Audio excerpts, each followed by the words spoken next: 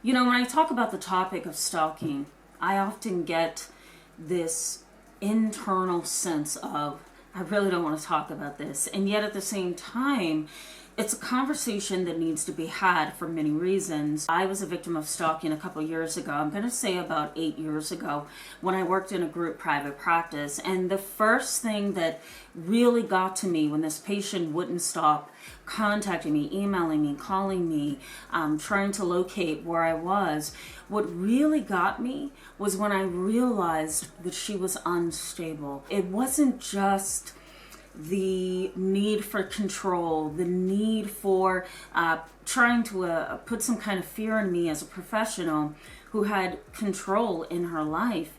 But it was also just the reality that she wasn't well. She was what I now call a psychotic stalker. And I talk a little bit about her in this video.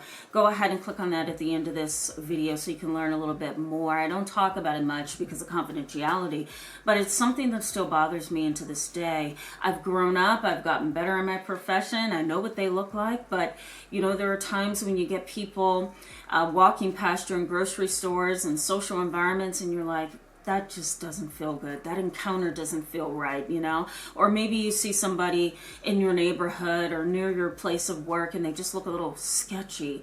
It's very easy to assume that maybe, you know, that could be a stalker. It's hard to determine what you're dealing with and who you're dealing with. And a lot of people, and you're probably going to relate to this, a lot of people who end up in situations where they're being stalked, they never really saw it coming. There's no true identifier when it comes to stalkers. You know, as a matter of fact, the psychopathology of stalkers is still under review in the field of psychology, and even in the field of forensic psychology, we still don't have it narrowed down exactly what it is that causes a person to stalk somebody else. But what we do know is that there are categories of stalkers, and these are individuals who not only desire a close relationship, but they hate to be rejected, and sometimes they just want that power and control. That's a predator. He looks for any opportunity to get some kind of control over you. Emotional, psychological, physical control, whatever it is. We do know that they have certain behaviors that are characteristic of who they are. But again, you know, we're not that clear on why stalkers stalk, and sometimes we really do have to pull in research from various areas in order to understand what's going on. So an example of that would be, you know, if I were your therapist and you were being stalked, I probably would have to pull some information from the you know, the legal field. Okay, I need to know what's the definition of stalking, what does this individual actually do, and does it qualify as stalking. Then I need to draw from forensic psychology because maybe the stalker is mentally ill. And then on top of that, I need to draw from the field of psychology, not so much forensic psychology because that has a lot to do with the law and the mind and criminality, but I also need to know what's going on in psychology, right? I need to know, you know, is this an individual who needs you know, jail time because they're a sociopath, they have antisocial traits, and they're doing things that are socially inappropriate. I understand the fear at a personal level. So let's jump into something that I think a lot of you are going to be able to relate to. Keep watching if you want to learn more. The first law that had anything to do with controlling the behaviors of a stalker, looking into court cases, and really trying to find out how to support victims only came in 1990 when the first law was passed. A little bit after the 1990s, we had other states following, you know, the states that had already made stalking illegal. And what's interesting there is it took a very long time for law enforcement, the criminal justice system, to really take stalking personal, or to really take it as more of a personal thing, maybe I should say, and to take it as a crime. It's really minimizing the freedom and the flexibility of an individual who doesn't want that kind of contact. When we talk about phases of stalking, the very first phase of stalking is unwanted attention, unwanted communication and contact. When you say no, it's no. When you put up a boundary and you say, I don't want anything to do with you, that means what it means. It is not a yes. And so a lot of stalkers have a hard time with that. Whether they don't care or do care, they have a hard time with that. Now, if we're talking about a stalker who's a predator, they don't care. They don't care what you tell them. These are the individuals that will stalk you every day, all day. Most of them do not have a life of their own. Some of them probably have a criminal history. They're probably a sociopath or a narcissist. You're dealing with an individual that doesn't care about or know anything about boundaries. You know, you're probably dealing with an individual who has a drug history, a domestic violence history, maybe physical assault, right? Maybe even cyber stalking in their history. These predatory stalkers are very dangerous individuals, and if they have to rape and kill, they will do that too. I've only met in my career one predatory stalker, and thankfully he was able to be put behind bars for a very, very long time. But he was a scary individual because what he did day in and day out was make sure that he put at the top of his to-do list was to stalk my client over and over and over. And it went on for a good 2.5 years until my client went into hiding and he finally got trapped by the police. There's also the rejected and resentful stalkers. Now, these kind of individuals, you know, they're interesting. They really do need to be studied. The resentful and rejected stalker tend to be very similar, and they often get the same kind of punishment. They are resisted. They either end up arrested or they end up in a situation where, you know, their freedom is inhibited because they've gone too far. A rejected stalker is angry typically, and they want revenge because they don't like the fact that they have been rejected in the first place. They really do want to be accepted or dated or married, or, you know, they want to be your friend or maybe even your boss, or they want to be something to you. And you have said absolutely no, whether that was directly or indirectly. And unfortunately, these kind of stalkers don't take that well. They see it as pure rejection. They see it as sometimes a hateful maneuver on your part. They also see it as a rule, a boundary, a regulation that you have set. And they don't want to believe that you have that power and that control to say, absolutely not. So what do? They undermine your freedom. They undermine your peace of mind by stalking you and chasing you and following you and letting you know sometimes along the way that I'm still here.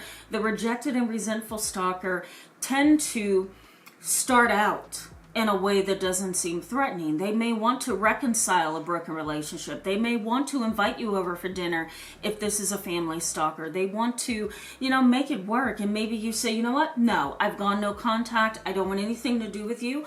Or maybe you've done something like, you know, I really and honestly don't want a relationship with you. I don't see that this is working. Let's just break it off. Okay?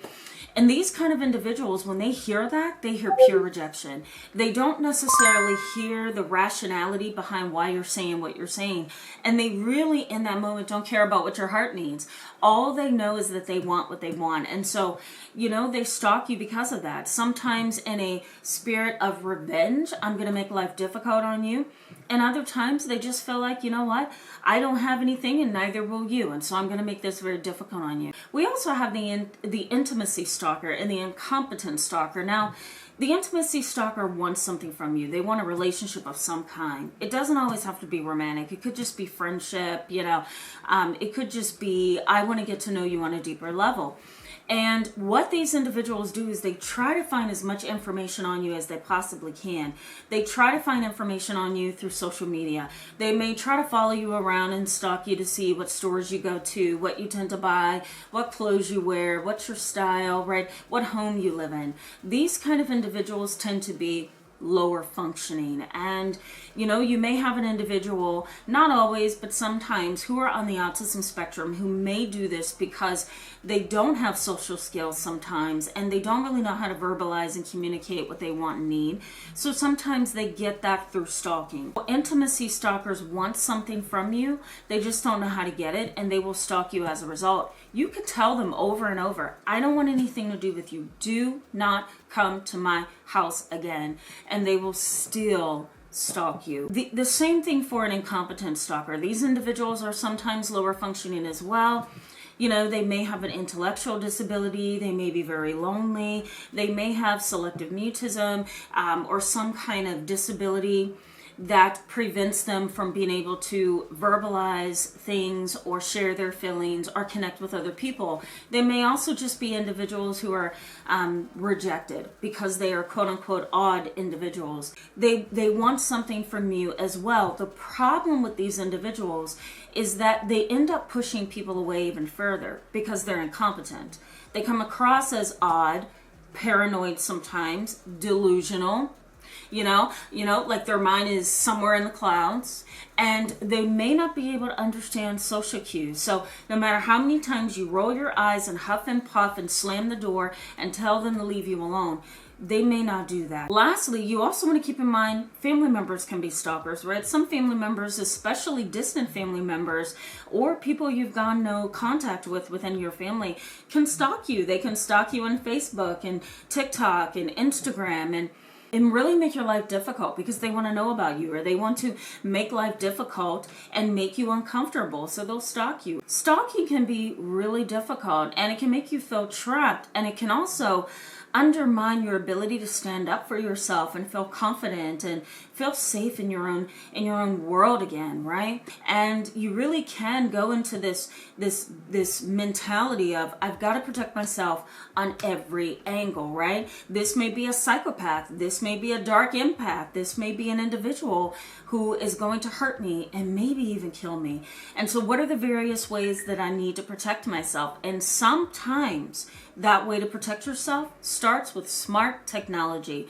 This part of the video is sponsored by Ridge. Ridge has reached out to me in collaboration, and this is an interesting tool, and I call it the Smart Wallet because it is fantastic. This is a slim RFID blocking wallet. We're going to talk about that in just a little bit. I'm going to unbox it with you, okay? You have a situation where you go into a public place. Let's say you have a credit card on you, okay? You walk through a checkout lane at the grocery store, especially those smart checkout, self-checkout registers that, you only have to hold your credit card up to the skimmer and that it scans your credit card, or you tap it with your credit card. Those are so addictive, right? But they are also unsafe in some ways because there are criminals, stalkers even, who can somehow gain access to those skimmers or somehow gain access to those tapping devices in grocery stores, at movie theaters, and other places within the public, and they can actually steal your credit card information and use it against you. To have a wallet that protects you against radio frequency identification is absolutely amazing. I got a chance to try it out. So here's the interesting package right here. So you take it out of the packaging. Oh my goodness, I need to go to bed. Okay, here's what it looks like in the box. Love it, love it. It's so interesting to look at it this way, right? Because you're like, is this a bracelet? Is this a watch? What is this? I love it. Now on the front of the packaging, it highlights the features for you, that it can hold at least 1 to 12 credit cards, which I think is absolutely amazing. You're going to see in a minute what this looks like. It has a modular design, which I love, and it is backed by their lifetime guarantee. So you can always get some help, customer service. You can get a new wallet if needed. What I really like about this wallet, I'm going to show you a couple features here. What I really like about this wallet is it's really handsome. Here's the wallet. You're probably like, oh my God, what is that? Awesomely designed. There's no such word, but I'm going to use it. It is a slim design, and look at how sleek that is. Look at that. But here's how it goes. So I'm going to use the little card that it came with. And just so you can see how slim this is, whoops. So I'm going to slide this in here. So this is how slim it is. Can you see that? So your cards would go in there. Now, it also comes with some kind of tool device. That is really cool. It comes with, hold on, I'm going to open this. This is so nicely designed. One thing that gets me with products is how nicely they are designed. Not only is it slim, but it tends to be really handsome for men who are working. So if you work outside in the elements, can you imagine having a sleek wallet like this down in your pocket? Whoops, I dropped the R. Can you imagine having a wallet like this down in your pocket if you work outdoors? This is great. And you can slide it down in your back pocket. You can put it in your shirt. You can even put it, I don't want to say this, but you can definitely put it inside of your shirt for those women out there who like to do that. It is really slim, and that's what I like about it. The other piece of this that I really like is the money clip and elastic. This is so cool. So this came with the wallet. Here's how it looks. It's a money clip. Love it. And you can actually put your cash there. That's if you want to put your cash there. But the most important part of this wallet for me, and I actually like it, I would use it myself. What I really like about this product is it uses technology to protect you. And if you feel like you are being harassed, or if you just want to be safe, you want to carry something that's going to protect you. If you travel in airports, if you do a lot of transactions with credit cards while you're out, whatever the case may be, this particular wallet is a nice addition to your arsenal collection. If you have a flashlight, if you have a backup battery, if you have a safety box in your car that you put in your trunk in case something ever happens and you need it, this is a great device to put with it. You don't like pulling out this big thick wallet, then I really don't blame you for being annoyed. And I actually would invest in the wallet from ridge.com. But I carry around a big bulky wallet. I don't have it with me, or I would show you. I'm definitely going to be using this wallet. The most important thing is to stay safe, and I think this is a good step. It's a stylish step. Let me also mention too that Ridge offers you 50 different colors and 50 different designs. Go ahead and use my code YouTube10 for 10% off. Let's get back to the video. So you may want to know, what is the pattern of a stalker? Well, let's start with the number one thing, obsession. A stalker is completely obsessed with their target. Now, if we're talking about cyber stalking or stalking through technology, this is where the Ridge wallet comes in handy, right? Because you want to make sure that you are safe. You are safe on the internet. You are safe when you are traveling, and you are safe when you are going through grocery stores, pumping gas at the pump, when you are going through a key fob location, where you are, getting your passport scanned, where you are getting your pass scanned that allows you to get onto the highway. But one of the most important things to keep in mind about stalkers is they are obsessed. So they engage in behaviors that's not okay. Why? Because you're on their mind 24/7. And a lot of times these stalkers engage in what we call rumination or perseveration. Perseveration is a term that's used for people who are on the autism spectrum, and they just they attach very quickly to a theory, and they think about it over and over and over. Same thing for people who ruminate. They think about something that they are interested in or that they can't get off their mind over and over. The more you obsess, what happens? It leads to action. The other thing is emotional blackmail. Stalkers emotionally blackmail their victims. They want to make sure that they find something deep and secret on you, and then coerce you into a position of control where they can just control everything in your world. And then what do? They tell you that they're going to go live, or go online, or meet you in the public, or tell your family member or your boss things that you don't want them to know. They know how to emotionally blackmail you. They harass you, right? They harass. They want you to feel trapped sometimes, or angry and hurt and manipulated. That's that desire for power and control. They also also escalate over time. And they may escalate through using threats, through emotional blackmail. They may escalate in following you, right? Getting pictures of you and posting those photos online. They may also travel around in your location so that they can force you, in a sense, to see them and to pay attention to them. And those are escalation behaviors. That's when you know something terrible is going to happen. And of course, they follow you. They follow you. The other thing, and the last part of their phases, because they have phases, is violence. A lot of times stalkers lash out.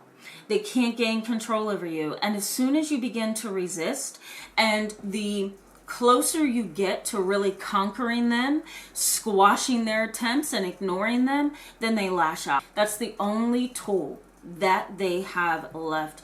Check out my video right here as I talk about stalkers. That's my most recent video. And I'm going to put some videos in the description box for you where I talked about every style of stalker. Thank you so much for being with me in tonight's video. I will see you in the next one. Bye-bye.